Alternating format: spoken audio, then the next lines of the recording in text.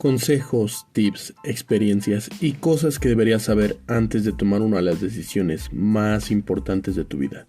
Todos los viernes, Creadores del Mañana trae para ti un enfoque personal y diferente de la mano de nuestros participantes. Personas como tú y como yo, que continúan en la búsqueda de su propio camino. Esto es Creadores del Mañana. Bienvenidos.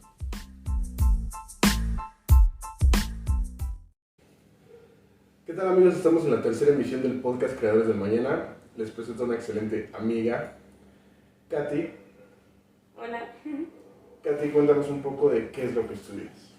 Yo soy estudiante de medicina de la Universidad Autónoma del Estado de México, la UAM, en Campus Chimalhuacán. Es una sede nueva. Yo pertenezco a la segunda generación. La carrera consta de 7 años. 5 años son como tal de estudiante, 1 año de internado de pregrado. En este año es donde desarrollamos todas las habilidades que adquirimos durante los 5 años y finalmente el servicio social, donde culminamos pues la licenciatura. Tú estás ahorita en tu etapa de internado, ¿no? En el 6º año. ¿Qué tal está la etapa del internado?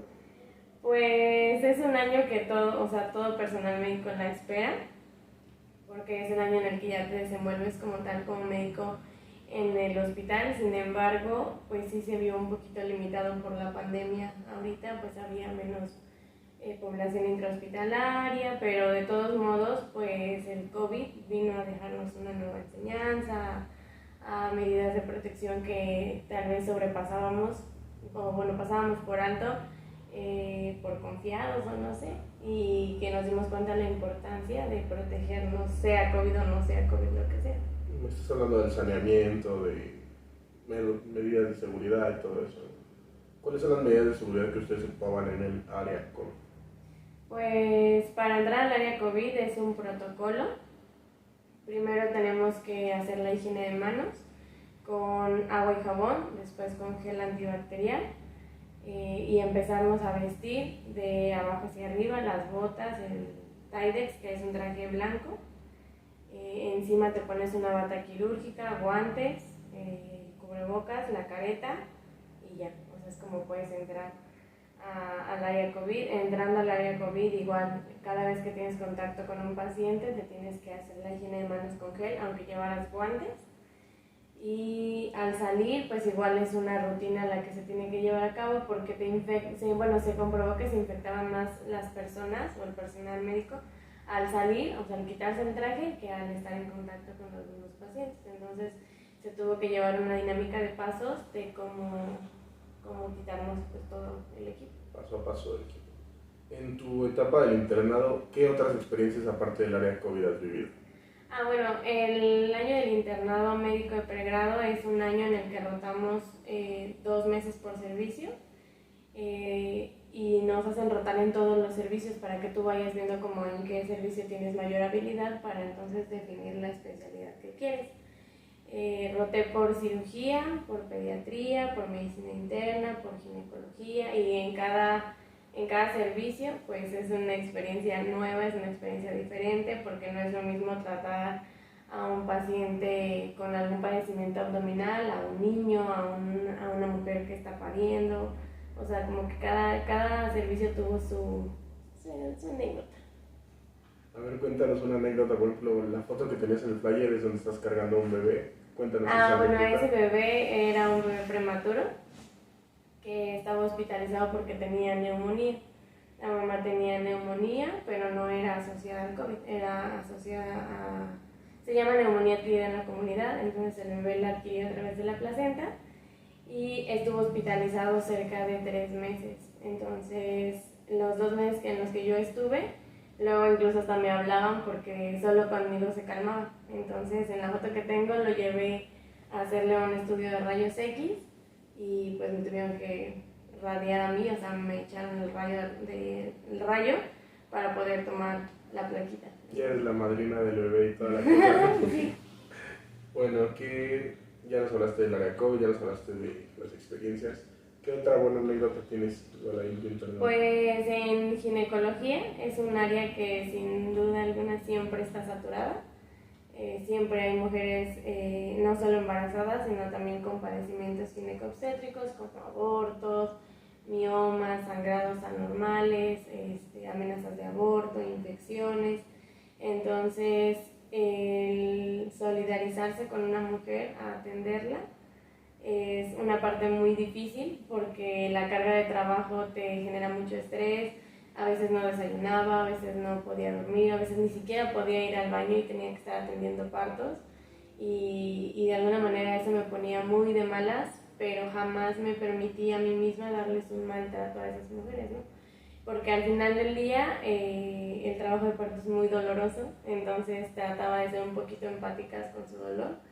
Yo nunca he tenido un bebé, pero sí sentía mucho el verlas llorando, el verlas cómo se retorcían, cómo sufrían, porque aparte es un área donde se pierde mucho la privacidad, se pierde mucho el pudor, porque por cuestiones de pandemia y de salubridad, ellas no pueden entrar a esa área con ropa interior, no pueden entrar con zapatos, únicamente es con la bata y al momento de tener la contracción, pues las pones en una posición en la que sus genitales se ven expuestos a todas las personas que estén pasando, a todas las personas que están ahí. Entonces es difícil, a mí me daba mucha pena por ellas porque a veces pues durante el pujo pues se hacen del baño, sangran, huele feo, todas están gritando, entonces de alguna u otra manera rompes con el pudor de los pacientes. Y generas también un trauma con ellos, ¿no? Sí, claro, entonces yo trataba como de hacer lo más amena posible su estancia, pero al final pues era muy difícil, más por ejemplo cuando llegaban pues que ya se había muerto su bebé, entonces era son pacientes que para mí me costaba mucho hacer el vínculo de confianza, porque ellas van a la defensiva, van enojadas, van sentimentales, entonces el que estén escuchando a otras señoras que van a parir y ellas sabiendo que su bebé ya no van a ser vivo, pues es como un trauma muy difícil. Has tenido que lidiar mucho entonces con emociones personales y emociones hacia las personas. Sí, durante los 5 años que estuve en la carrera, pues nos hacían ir a diferentes hospitales y rotábamos en diferentes servicios, en los cuales te enseñan a manejar sobre todo esa parte de lo emocional, porque yo antes, bueno, todavía un poquito hasta la fecha, me enfrasco mucho en lo emocional con los pacientes, entonces al final del día eso me salía afectando porque no me dejaba hacer un buen desarrollo laboral, ¿sabes? En cirugía hubo una paciente que, te digo, rotamos 2 meses por servicio, esa señora estuvo los 2 meses desde que yo entré hasta que me salí de ese servicio y pues todos los días que la veía, todos los días platicábamos y a veces ella hacía videollamadas con sus hijos, me los presentó. Exacto, eso es lo que no debemos de hacer. Entonces en mi última guardia esa señora falleció y a mí me generó un choque muy emocional muy fuerte. No me podía controlar, me tuve que salir del hospital donde estaba, bueno, de la zona de hospitalización, porque no podía controlarme de la frustración que sentía, de la tristeza, porque justamente por eso, por el vínculo. Entonces es algo que trabajo constantemente porque sí suelo mucho hacer ese vínculo con las personas. Como la frase de no siempre puedes salvar a todos, ¿no? Es muy importante eso. Sí, es muy importante, pero también es muy fría y muy real. No todos los pacientes se salvan. Después de esa muerte, yo creo que las muertes más difíciles que me han tocado ver son los bebés. Entonces, pues te vas haciendo como fuerte, no es que te acostumbres, porque nunca te acostumbras a la muerte, pero sí vas haciéndolo rutinario. No es que todas mis barras se muriera alguien, ¿no? Pero sí vas aceptando que hay personas que se quedan, hay personas que se van y que incluso las que se van es por algo y algo nos enseña, entonces. Pero así como has tenido momentos malos, también has tenido momentos buenos. Sí, claro. O sea, por ejemplo, el área que más me gustó pues fue pediatría. Entonces me vi frente a frente a mis miedos, porque me daba mucho miedo atender a los bebés cuando nacían mal. Yo estaba en el área de tococirugía, que es donde nacen los bebés, y a veces me entregaban a los bebés y no respiraban, no se movían. Entonces yo tenía, eso en mis manos estaba el que ese bebé viviera o muriera. Entonces es en un segundo en el que piensas, te controlas y lo haces o todo va a valer, ¿ves? Entonces Me pasó que un día un bebé no salía y no salía y no salía y la señora pues, o sea, por más que empujaba el bebé no salía.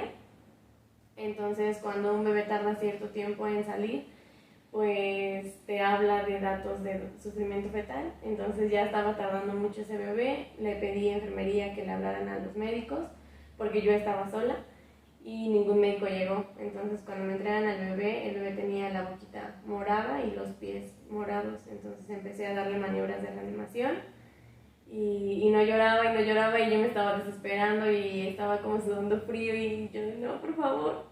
Y fue como que así en un segundo respiras y dices, a ver, vamos a hacer esto, esto, esto, y el bebé empezó a llorar. Entonces, ese tipo de experiencias en el que mi corazón siento que se paraliza y se relaja es un boomerang. Más tranquila, ¿no? Es un boomerang muy padre de emociones. También el hecho de que me dejaran asistir en las cesáreas, hay una condición médica que se llama el código Mater, que es un código que se activa en el hospital cuando la madre o el bebé están en alto riesgo a perder la vida. Entonces, cuando había estos códigos Mater, pues yo era la que me tenía que mover a tomarles muestras, a hacer interconsultas a otros servicios, a irme rápido a rayos X, a laboratorio, a banco. Entonces, como esta adrenalina es como lo que más me gusta de estar en el hospital. De todas esas especialidades que nos mencionaste, ¿cuál es la que tú elegiste? Bueno, la que voy a elegir es pediatría. Pediatría es lo ¿Por que qué más pediatría? Porque, o sea, mucha gente no le gusta pediatría por el hecho de ver sufrir niños, de que lloran, de que pues es más difícil darle un manejo a que un adulto. Por ejemplo, así de que les duele el estómago, tú le preguntas a un adulto y te dice directamente en qué punto es donde está el dolor. En un niño no, el niño te va a llegar llorando y sin manera de tener un buen vínculo de comunicación. A mí lo que más me gustó de pediatría es que para mí los niños son magia, ¿sabes? O sea, para mí, dentro y fuera del hospital, los niños para mí significan esperanza, significan vida, significan sueños. Entonces, el hecho de que en mis manos pueda estar el ayudar a alguien que sé que tiene sueños y metas, como que me da mucha satisfacción, ¿sabes? Y me gusta, o sea, me gusta el ámbito de los niños porque pues son niños, los niños son lindos, todos en general, sin importar la edad, siempre está esa parte inocente y ocurrente que tienen. Y pues no huelen feo, no te hablan feo. Gracias. Entonces, pediatría me gustó mucho. Y de pediatría lo que más me gustó fue neonatología, que es como los bebés prematuros. El ver el desarrollo extrauterino que les vas a dar cuando nacen antes del tiempo de término. El aprender, es que se aprenden muchas cosas en esas áreas, pero sobre todo el aprender y siempre estar como estudiando y estudiando. De cada paciente vas a sacar algo nuevo, siempre. ¿Cuánto tiempo se lleva la especialización de pediatría? 3 años. 3 años. Pero ya, por ejemplo, ahí te subespecializas en neonatología, en cardiología, en neumología, o sea, es como todas las áreas de la medicina general, pero en chiquito. O sea, las personas que quieran estudiar medicina tienen que saber de antemano que medicina se va abriendo en ramas, y cada vez más ramas, y cada vez más ramas. Para empezar, que son 7 años. 7 años en los que, o sea, de estos 6 años que yo llevo en la carrera, lo más pesado no es entrar a la carrera ni el estudiar, lo más difícil es el sacrificio que se hace, porque dejas a tu familia, dejas a tus amigos, dejas relaciones personales, dejas tus hobbies, tus tiempos libres, lo que a ti te gusta hacer, olvídate de todo eso, olvídate. Si quieres estudiar medicina lo vas a dejar de hacer. Llega un punto en la carrera en la que no solo a mí, a muchos nos pasa que te frustras de ver cómo tus amigos ya se están graduando, ya tienen carro, ya viajan, ya tienen dinero, porque nosotros hasta los 7 años no vas a tener un ingreso fijo, ¿sabes? Entonces, en algún punto de la carrera sí te frustra eso de que dices, pues yo me desvelo, me sacrifico, no estoy con mi familia, estoy dejando esto, y sigo sin obtener nada, ¿no? A diferencia de otras carreras. Entonces, para mí lo más difícil de la medicina es eso, el sacrificio que he tenido que hacer. Okay. Bueno, te conozco del tiempo y todo eso, y me he dado cuenta que has tenido grandes experiencias también, como por ejemplo, una que me gustó demasiado, como decías tú, el tratar con los niños, el del Día del Niño, todo lo que esté con los niños, tú... Sí, aparte sabes que esa área de pediatría me gusta mucho también porque es un área en el que nunca se pierde la humanidad. Por lo menos en los hospitales que he estado nunca he visto un médico pediatra sin esperanza, sin motivación, ¿sabes? Siempre es como vamos a hacer algo y algo y algo y siempre hay algo por hacer con ellos, ¿ves? Entonces, el 30 de abril, pues yo me acuerdo cuando yo era niña, porque así nos lo dicen los pediatras, a ver, ¿qué estabas haciendo tú el 30 de abril cuando tenías tantos años, no? Entonces yo te puedo decir que cada año pues yo iba a los festivales a la escuela o mis papás nos llevaban a comer que al McDonald's o nos llevaban al cine o siempre era un día como marcado, ¿sabes? Porque era como nuestro día, entonces es un día en el que también hay niños hospitalizados, niños que tenemos que estar picando, que tenemos que pues tener ahí de alguna manera en resguardo, que no pueden caminar, que pues igual es como muy incómodo, pero hay niños que ni siquiera se pueden parar a hacer del baño, hay bebés de 2, 5 años que se la pasan llorando porque no ven a la mamá, entonces es como, ¿por qué no nos damos cuenta de la magnitud de lo que es la vida? Y mientras unos niños están riendo, otros están sufriendo, pero si en nosotros está poder darles un poquito de alegría, pues lo vamos a hacer, ¿no? Yo estaba de guardia un día antes, y no podía conseguir el disfraz, o sea, estaba como loca de que, ¿qué voy a hacer? El disfraz. Y Para los que no saben, te disfrazaste de Moana. De Moana. Entonces, cuando llega el disfraz al hospital, una persona me la lleva y yo feliz de la vida porque aparte solo me pude salir de que 3 minutos me lo medí así encima de mi uniforme y ya fue como si me quedaba ahí y ya. Entonces al otro día yo estaba de posguardia, estaba cansada, no había desayunado, me fui a bañar súper rápido, regresé y aún así pude de alguna manera regalarles un momento a muchos niños. Hemos tenido también tú y yo varias experiencias muy chingonas, como la de que me trataste de revivir. Ya la vamos a hacer pública, solo pocos la sabían, pero la que me trataste de revivir, creo que fue una de las que marcaron tu carrera y me marcaron la vida. Porque aparte, o sea, yo creo que eran los primeros años de la carrera, o sea, apenas estabas aprendiendo todo eso. Entonces, Saúl me pide que lo canalice. Ay, pero quieres que cuente como todo el concepto. No, nada más voy a contar la parte en la que me canalizas y no se logró hacer. Entonces lo canalizo y me da retorno venoso, pongo la solución y yo dije, pues ya estoy en vena porque la solución pasaba. Cierro el suero para acomodarlo donde pues, se iba a dormir, para que toda la noche el suero le estuviera pasando. Entonces al otro día despertamos temprano y me di cuenta que no abrí el suero, entonces nunca pasó nada, nada del suero.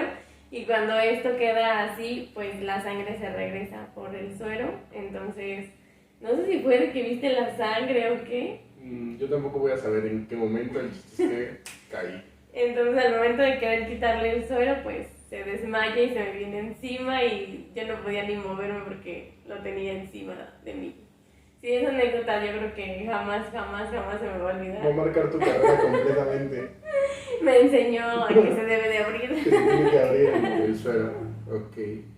Bueno, ya hablamos de la carrera, ya hablamos de las especializaciones, ya no hemos tocado el tema de la lectura. En tu carrera se lee demasiado, ¿cierto o no? Sí, sobre todo en los primeros 2 años bueno, por lo menos en mi escuela los 5 años de estudiante, 2 se dividen en ciencias básicas y los otros 3 son de campus clínicos, que es cuando ya estamos en hospitales. En estos 2 primeros años nos enseñan lo básico del cuerpo humano, anatomía, fisiología, embriología, bioquímica, entonces son materias realmente de muchísima información, muchísima, en la que todos los días tenías que comerte 1000 capítulos, 1000 hojas de los libros para poder medio entenderlo, porque lo lees, pero no es lo mismo leerlo a entenderlo y digerirlo, ¿sabes? Entonces, por lo menos yo venía de un sistema en la prepa en el que, ay, pues si lo leo hasta una hora antes de la clase, le agarro el rollo. No, o sea, ya en la licenciatura tenía que prepararme con la lectura por lo menos 3 días antes de la clase que se fuera a tocar el tema, ¿sabes? Entonces, cuando yo llegaba a la clase, yo ya había leído por lo menos 2 veces el tema y en la clase lo medio entendía. Y ya hasta que hacíamos como la práctica, era como decías, era eso. Ajá. Pero hubo una materia en especial que a mí me costó mucho. Yo no sé, yo creo que si todavía me la ponen ahorita me va a costar lo mismo, que es histología. La histología es la rama de la medicina que estudia los tejidos microscópicos de las células. Entonces es una materia de mucha imaginación, de mucho como sentido común, no sé. Entonces a mí me costaban mucho las imágenes, porque en la parte teórica pues sí la entendía, pero al momento de que a mí me presentaban las imágenes yo no tenía ni idea de qué estaba viendo, yo veía todo igual, porque aparte hay como 1000 tinciones en el microscopio, hay diferentes tipos de microscopía. Entonces esa materia, bueno, tú me conoces, yo venía de la prepa, de ser una ñoña entre todas mis amigas, de que yo era la de los 10, la de los 9, la que a todo el mundo ayudaba a estudiar. Entonces llego y ese fue mi primer examen de la carrera y lo reprobé con 3.4. Lo recuerdo y me entregaron mi calificación y yo así me puse a llorar, me frustré porque yo, según yo, había estudiado mucho, pero en realidad no tenía técnicas de estudio buenas. Entonces tuve que volver a presentar otro examen que volví a reprobar, entonces iba reprobada tras reprobada tras reprobada, que me pegaban mucho en la parte emocional, en la que yo estudiaba y te lo juro que estaba leyendo y mis lágrimas caían de frustración porque podía estar leyendo el mismo párrafo 7 veces y las 7 veces no lo entendía. Entonces ese fue un punto clave a lo largo de la carrera, a pesar de que fue al principio, porque me hizo dudar de mí y me hizo poner en duda el seguir en la carrera. Yo me iba a salir de la carrera por esa materia. Después fui a ver al médico de la familia y le conté, como sabes que está pasando esto, no le entiendo esta materia. Él me dijo como, relájate, él fue el que me dijo, es sentido común, trata de entenderlo, que no es de memorizártelo, es de entenderlo y aprenderlo. Entonces me fui al examen ordinario, que es un examen final si no exentas la materia. Me fui al extraordinario y yo ya estaba muy mal para ese punto y me fui al título de insuficiencia. Entonces yo en el título dije, si no le paso, me voy a salir de la carrera. Porque no... Si llegaste a ese punto en el decir, aquí termina la carrera y... Sí, era mi primer semestre y yo dije, si no le paso, yo no voy a recursar, o sea, porque a mí como que no me gustaba esa idea. Entonces pasé el examen con 8, creo, 7 puntos y algo, casi 8. Y cuando me entregaban mi resultado me prometí que no iba a volver a llegar a ese punto, que me iba a poner a estudiar, que me iba a retar a mí misma y pues no volví a caer en algo así. Fue la única materia que me hizo ver mi suerte de esa manera. Las herramientas básicas de un doctor, ¿qué es lo que nunca le puede faltar a un doctor o a un estudiante o a un practicante de medicina? Mira, yo creo que cualquiera, si estuviéramos en una situación de riesgo hablando de la parte vital, seas o no seas médico, el instinto te hace ayudar. Pero hablando ya a modo grueso del área, yo creo que la clave para ser un buen profesionista es la humildad. Actualmente me ha tocado mucha gente cercana a mí quejarse de que sus médicos son tajantes, son prepotentes, son altaneros. Y puedes ser el mejor médico y puedes tener todos los libros y todos los conocimientos y cursos y diplomados y títulos que quieras, pero si no eres un buen ser humano no vas a ser un buen médico. Entonces hay médicos que yo conozco que intentaron hacer el examen a la especialidad 5, 7 veces y nunca quedaron y viven con esa frustración. Sin embargo, el ser un médico general les dio un título ante la sociedad. El médico de la familia ya falleció. Es un médico que nunca logró entrar a la especialidad y que sin embargo era muy bueno. O sea, no sé si tú llegaste a ir con él, pero él siempre tenía su consultorio lleno, siempre toda la gente lo buscaba, iba a domicilio, pero era por su humanidad y por su sencillez que tenía a la hora de atender la dolencia del paciente. Entonces, hablando del estudiante, yo creo que lo que nunca debe de faltar es, yo como por quinto semestre, sexto, que fue cuando tuve un desbalance emocional muy fuerte, ya que fue el semestre en el que mis papás se separaron, fue un semestre en el que me enfrenté a materias que me costaron mucho, fue un semestre en el que tuve ansiedad y depresión muy fea, tuve intentos de suicidio, y fue un semestre en el que otra vez quise dejar mi carrera. Entonces en ese semestre tuve que encontrar la clave para poder ser un buen estudiante de medicina, y es siempre tener tu gasolina. Cuando tú sientas que te estás quedando sin energía, debe de haber algo que te motive a no dejar la meta, ¿sabes? Entonces, cuando yo encontré mi motivo, el motivo del por qué estaba estudiando, del por qué quiero lograr lo que quiero, cuando más en el hoyo me sentía, me aferraba a eso, y entonces seguía y seguía y seguía y seguía, sin importar los obstáculos que se nos presentaran, ¿no? Entonces, para empezar, hay muchas personas que quieren estudiar medicina que yo conozco, que eran de mi generación, por así decir, de la prepa, y no han podido entrar. Entonces yo les digo, no te desesperes, síguelo haciendo, la clave es la paciencia y la perseverancia. O sea, no hay más. Porque puedes tener el mejor conocimiento del mundo, pero si no eres perseverante y no eres humilde y no eres sencillo, es lo mismo que te digo con el médico, no vas a ser un buen profesionista, no vas a ejercer bien la medicina. En el hospital me ha tocado situaciones en las que los pacientes me buscan porque sienten la comodidad y la confianza de poder ser revisados. Me tocaba mucho que por mi apariencia en gineco las señoras no confiaran porque me veían muy chiquita y era como, ay, tú vas a recibir a mi bebé y si no puedes y si sabes, y ponen como en duda, ¿sabes?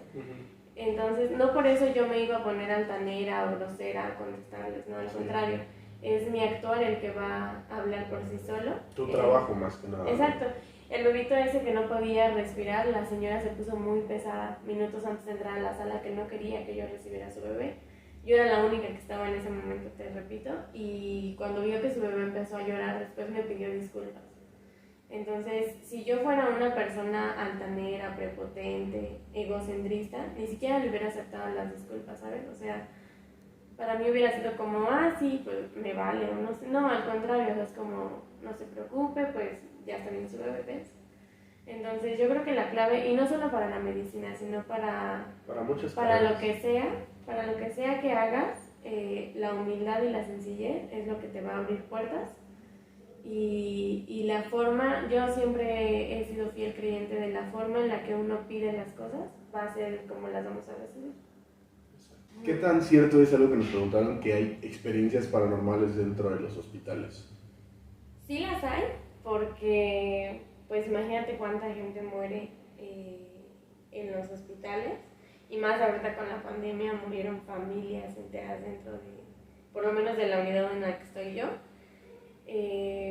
A mí me tocó solo en una ocasión que estábamos como a las 2, 3 de la mañana haciendo unas notas, y pues teníamos de frente 2 cubículos de camas. Entonces vimos que en uno de estos cubículos había una doctora checando las indicaciones, pero que nosotros ya habíamos dejado y que nuestro médico ya nos había revisado previamente. Entonces creímos que era otra doctora, no sé, y al momento de acercarnos, desapareció. Así nada más, sí, desapareció. O sea, nos paramos, y cuando llegamos al cubículo donde se veía la silueta de que estaba revisando, ya no estaba nadie. Revisamos el baño, revisamos a los pacientes y no había nadie. ¿Qué sintieron ustedes en ese momento? A mí ese tipo de circunstancias no me da miedo, porque siento que son almas perdidas, almas abandonadas, no sé. Porque en otros hospitales pues igual me pasó que en uno me tocó ver a una niña y decían que era una niña que ya había muerto, y la niña me hablaba. Entonces no me da miedo, pero sí sientes como ese escalofrío en tu cuerpo de decir, ¿será o no será lo que vimos? Pero pues no fui la única que lo vio, entonces no estaba loca. Más tranquila. Bueno, te voy a leer tu frase, o la frase que nos compartiste para el proyecto. ¿Por qué te marcó esa frase? Ahorita en este momento la voy a leer. Hay gente que llega a tu vida simplemente para cambiarte los planes. para hacerte ver las cosas como nunca antes, para sacarte un brillo que no creías necesitar. La mayoría después de conseguirlo se van y lo hacen dejándote más completa, más tú, menos ciega. ¿Por qué te marcó esta frase? Porque para mí esa frase simboliza a cada paciente que se llega a encontrar conmigo en este camino de la vida. De todos mis pacientes aprendo algo, de todos me dejan una enseñanza, me dejan una anécdota. Todos, sean viejitos, sean niños, sean mujeres, sean hombres, todos me dejan una enseñanza y trato de mejorar cada que sé que voy a volver a ver a otra paciente similar a la previa que vi, y trato de yo dejarles algo también a ellos, ¿sabes? De pronto hay pacientes desahuciados, hay pacientes de mal pronóstico, hay pacientes que uno mismo sabe que no van a sobrevivir, que no van a llevar, o que si sobreviven no van a llevar una buena calidad de vida. Entonces, muy pocos médicos son los que tienen el valor de decirlo y transmitirlo de la manera correcta. Porque hay médicos muy deshumanizados que dicen las cosas de manera tajante y que lastiman. Y trato de dejarles a todas las personas que llegan a mí, siendo pacientes o no pacientes, dejarles una buena anécdota, una buena imagen de mí. Y a todo el mundo, tú lo sabes, trato de sacarles una sonrisa, trato de alegrar el momento y no ser indiferente al dolor o a la enfermedad de las personas. Ya como comentario final, ¿algún consejo o comentario que quisieras darle a los jóvenes, ya que los asustaste después de decirles que la carrera es difícil, que se lee mucho, que hay exámenes difíciles? ¿Algún consejo que les darías a estos jóvenes que piensan estudiar la carrera de medicina? Cuando yo estaba en el último semestre de la preparatoria, es un semestre en el que a todos nos saturaban como, ¿qué vas a estudiar? Todos los maestros nos preguntaban, ¿qué vas a estudiar? ¿Qué vas a estudiar? Y yo así como, o sea, no sabía qué iba a estudiar, ¿sabes? Me orienté un poco por derecho porque mi hermana estudió derecho, pero no me gustó. Después contabilidad porque me gustan las matemáticas, no me gustó. Entonces hubo una persona que a mí se acercó y me dijo, ¿por qué no pruebas el área de la salud, no? Y yo como, no, pero me va a dar miedo, me va a dar asco, porque yo soy muy asquerosa. Entonces estuve trabajando con esta persona 6 meses y me enamoré de lo que ella hacía. Era solamente la consulta, nunca había visto una cirugía ni nada parecido, pero me gustaba la manera en la que ella trataba a los pacientes, me gustaba la manera en que la gente llegaba a buscarlos y que con tan solo escucharlos y hablarles les daba sanidad, ¿sabes? Entonces empecé a decirle a todo el mundo, voy a estudiar medicina, mis amigas me dijeron, estás loca, pero eres una ñoña, lo vas a hacer, que no sé qué. Y me encontré con 3 médicos y los 3 médicos me dijeron, piénsalo bien, no es tan fácil, vas a sacrificar mucho. Un doctor de plano me dijo como, no estudies medicina, no, estudia lo que quieras. Y yo hasta le dije a mi mamá saliendo con este doctor, fue como, ay, pinche doctor, no me quiere apoyar o qué, ¿no? Ahora que estoy de este lado sí los entiendo, sí es de mucho pensar, sí es de mucho reflexionar lo que se viene, porque uno entra emocionado con que te vas a poner tu uniforme blanco y tu bata y vas a ver pacientes y vas a hacer, pero no todo es eso. O sea, lo que te mencionaba hace un momento, todo lo que conlleva el poder llegar a ese punto cuesta mucho y cuesta mucho el desprenderte de tu familia, el separarme de mis amigas. A mí me costó mucho dejar de ver a mis amigas. Había veces en las que pasaban semanas y yo no les respondía un mensaje. El perder mi relación amorosa por la carrera fue algo que también me pegó mucho emocionalmente, pero que al final me di cuenta que era un freno y no un pedal que me motivara a seguir, ¿sabes? Entonces, a todos los que quieran estudiar medicina, si es tu sueño verte vestido de blanco, si es tu sueño ayudar a alguien más, aférrate a esa imagen. A veces cuando yo estaba en el hoyo, que sentía que me iba a morir, que ya no quería seguir estudiando, que cerraba mis libros y simplemente me ponía a llorar, me imaginaba a mí misma en un futuro, vestida de blanco, con mi estetoscopio, con los pacientes agradeciéndome, y esa imagen es la que trato de tener todos los días para no perder mi motivación. Entonces, muchos creen que lo difícil es al principio, que es estudiar mucho y que es separarse, pero no. También el ambiente intrahospitalario, la lucha de jerarquías es algo que desmotiva, que cansa, que estresa, pero que al final una clave para poder llegar al éxito pues son tus principios y valores. Si tú te aferras a tu educación y a lo que eres como persona, nada ni nadie te va a detener a cumplir tu sueño.